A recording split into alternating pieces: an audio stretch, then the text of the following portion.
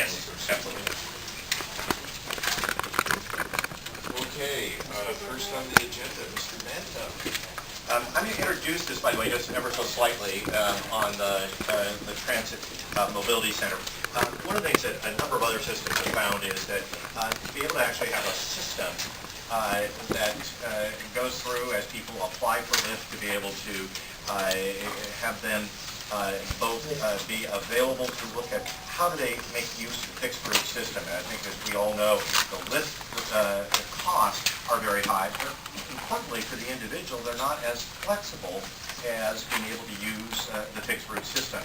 They have to be sitting at their front door waiting for somebody to appear in a window, and it isn't as flexible. So the concept here is how do we really both educate but also be assured that people who need Lyft get that Lyft service, but also can maybe find ways to at least make some of their trips, if that's possible, on the fixed route system. So the Transit Center Mobility Center is really trying to be able to get at that. As I said, a number of other properties have these, and they've worked very well. So with that, Stephen.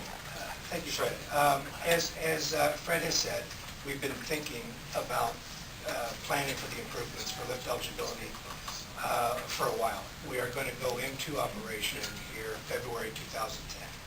We had some initial goals that we set out to achieve in having in-person interviews. And what we would like to be able to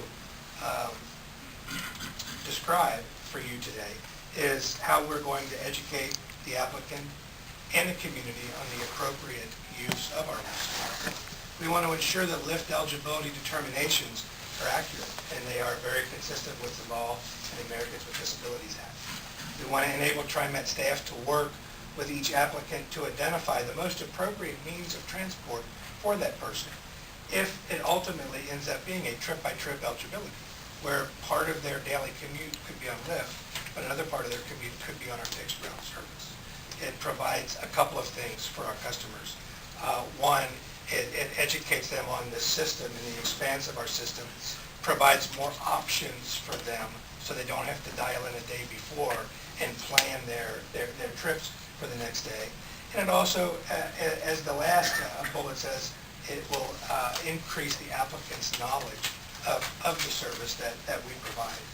This process improvement will include in-person interviews for most applicants to gather information. Right now we do a lot of it by written application or over-the-phone discussions.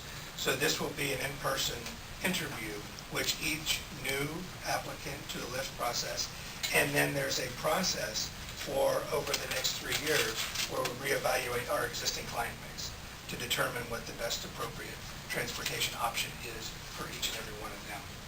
We're going to conduct a cross-functional assessment by a physical and or cognitive abilities to use our fixed route. Can they understand how to use the trip planner to get to their destination at the Lloyd Center?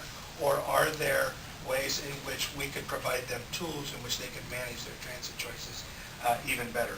And then, as I said earlier, we want to do a recertifying with the existing Lyft service. TriMet is committed to providing all riders with convenient, reliable transit options. And we've taken steps to create, over the years, a very accessible system. We've improved Lyft eligibility with more accurate eligibility process by the in-person interviews and the ability to educate on point of contact to the services that TriMet provides. This process improvements for the applicants are scheduled to begin, new applicants to begin February 1st, and the recertification process will begin March 1st. If you take a minute to look at the photos that are handed to you here, the Transit Mobility Center, we've actually got, it's almost like a course that an applicant come in and demonstrate their mobility on a number of different ways in which to access our system. Put the peak of the green on the bottom and start with the other page first. The top left is a mock-up shelter and a ramp that one might engage in accessing our system.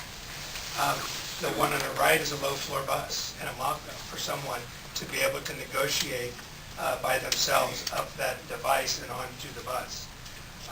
The mock-up for the low-floor bus on the bottom left provides opportunity for them to get on, engage with the fare box, and then come around the storage area to a seat close to the front where typically that is the elderly and disabled seating area.